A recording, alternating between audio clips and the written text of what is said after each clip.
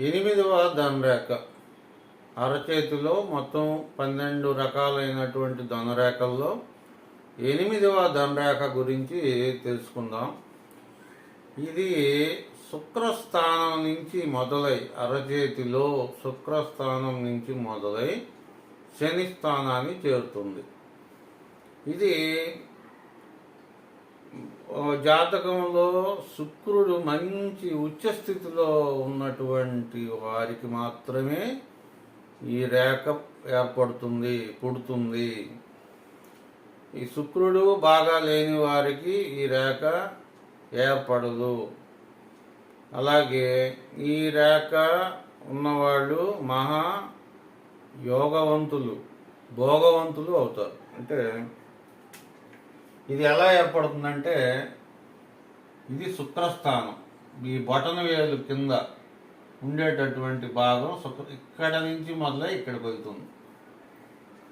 ఈ విధంగా ఇక్కడ మొదలై ఇలా పైకి వెళ్తుంది. ఇంతకుముందు వీడియోలో ఇక్కడ పుట్టేదాన్ని రెండవ కుజ స్థానంలో పుట్టినటువంటి ధనరేఖ అని చెప్పాను. ఇది శుక్రస్థానం. ఇది ఆ రేఖ కాదు, ఇది శుక్రస్థానం. ఈ శుక్రస్థానం నుంచి ఇక్కడ నుంచి మొదలు ఇలా చక్కగా ఇలా పైకి వెళ్ళిపోతుంది అన్నమాట. అది వీరికి ఏమిటంటే ధనానికి భోగభాగ్యాలకి ఎటువంటి లోటు కలగకుండా కాపాడేటటువంటి రేఖ ఇది. ముఖ్యంగా వీరి జీవితంలో స్త్రీలు అతి ముఖ్యమైనటువంటి విషయం అన్నమాట. ఒకవేళ ఇది స్త్రీ అరచేతిలో ఉంటే పురుషుని గురించి, భర్త గురించి చెప్పుకోవాలి. ఈ రేఖ ఉన్నవారికి భార్య గొప్ప అదృష్టవంతురాలు అయి ఉంటుంది. భార్య వలన గొప్ప అదృష్టం, ధనము, భోగభాగ్యాలు, స్థిరాస్తులు ఇవన్నీ కూడా భార్య వలన కలుగుతాయి. వీరికి భార్య మంచి అనుకూలవతి అయి ఉంటుంది. అలాగే ఇంకొంతమందిలో పరాయి స్త్రీ వలన కూడా వీరికి మేలు, లాభం అనేవి కూడా కలుగుతుంటాయి. కొంతమందిలో పరస్త్రీ వ్యామోహం అనేది కూడా ఈ రేఖ ఉన్నవారిలో ఉంటుంది. అలాగే వీరికి అధికమైనటువంటి ప్రాపంచిక భోగాభిలాష, ఇంద్రియ వాంఛలు బాగా అధికముగా ఉంటాయి వీళ్ళు. ఈ రేఖ ఉన్న వాళ్ళకి భార్య కానీ ఇతర స్త్రీలు కానీ ఇతని యొక్క ఆధీనంలో ఉంటారు. అంటే ఇతను చెప్పినట్లుగా ఆజ్ఞలు పాటిస్తారన్నమాట వాళ్ళు. అలాగే ఈ రేఖ ఉన్నవారికి లలిత కళల్లో కూడా కొంతమందికి మంచి ప్రవేశం అనేది ఏర్పడుతుంది. సినిమా రంగంలో ప్రవేశం కూడా ఈ రేఖ ఉన్న వాళ్ళకి కలిగే అవకాశాలు బలంగా ఉంటాయి. అలాగే చిత్రకళ నైపుణ్యము, నట నైపుణ్యము అనేది కూడా వీరికి చాలా బాగా వెనతో పెట్టిన విద్య అన్నమాట.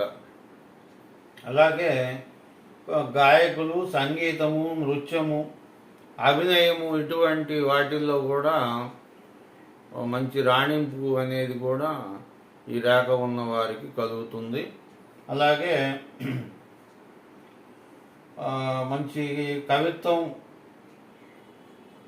అట్లాంటిది, ఈ నాట్యం ఇట్లాంటి వాటిలో కూడా మంచి అభిరుచి, ప్రవేశము, అభివృద్ధి ఇటువంటివన్నీ కూడా కలుగుతాయి.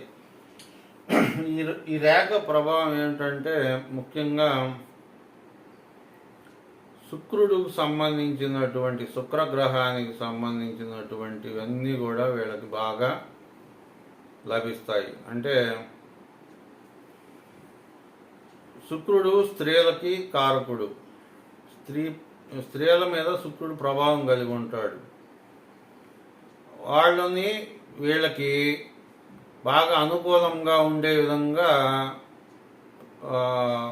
వీరి యొక్క ఆజ్ఞ పాటించే విధంగా ఉంటుందన్నమాట అది. మరియు ఈ లలిత కళల్లో ప్రవేశం కానీ, సినిమాలు, నాటక రంగాలు, అట్లాగే నాట్యము, కవిత్వము, చిత్రలేఖనం కానీ ఇటువంటివన్నీ వీటిలో కొన్నిట్లో ప్రవేశం కలగడం కూడా ఈ రేఖ ప్రభావం వలన జరుగుతుంది.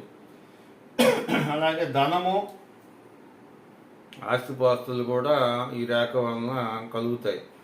ఎప్పుడైనా ఎక్కడ పుట్టినా ఈ 12 రకాలైన ధనురేఖల్లో ఏది ఎక్కడ పుట్టినా దాని పేరే ధనరేఖ కాబట్టి ధనం అనేది, డబ్బు అనేది ఆ రేఖ తప్పనిసరిగా ఏ ధనరేఖ అయినా సరే ధనం అనేది ప్రసాదిస్తుంది. ఇక మిగతా విషయాలు అది పుట్టినటువంటి స్థానాన్ని బట్టి ఉంటుంది, ఫలితాలు మారుతుంటాయి.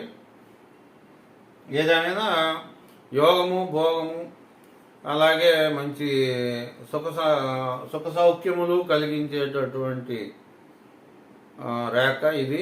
శుక్రస్థానం నుంచి ఈ విధంగా ఇక్కడ పుట్టి ఈ విధంగా శని స్థానానికి వెళ్ళేటటువంటి అస్తంలోని 8వ ధనరేఖ ఇచ్చే ఫలితాలు. తదుపరి 9వ ధనరేఖ గురించి తెలుసుకుందాం. నమస్తే.